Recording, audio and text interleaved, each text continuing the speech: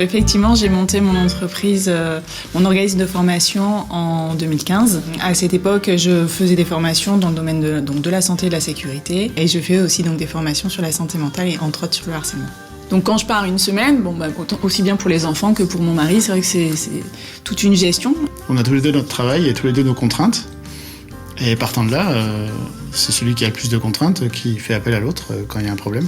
Il est arrivé un jour où effectivement un de mes enfants était malade et ne pouvait pas aller à l'école, que je sois obligée de demander du coup à mon mari s'il pouvait gérer parce que je partais en déplacement le jour même. Donc je lui ai demandé de voir si avec son chef si c'était possible, soit qu'il fasse du télétravail, soit qu'il prenne une journée enfant malade.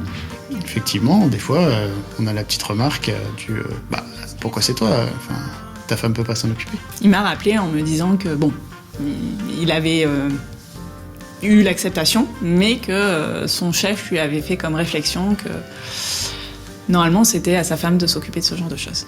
Pour moi, on est exactement dans un stéréotype de genre. C'est madame qui doit s'occuper des enfants, point. En plus je fais de la formation sur le harcèlement sexuel entre autres et le sexisme, donc ça m'a fait un peu hérisser les poils, mais en même temps ça fait partie aujourd'hui encore de notre culture et de notre société, il faut pas se leurrer, on a encore beaucoup de personnes qui pensent comme ça.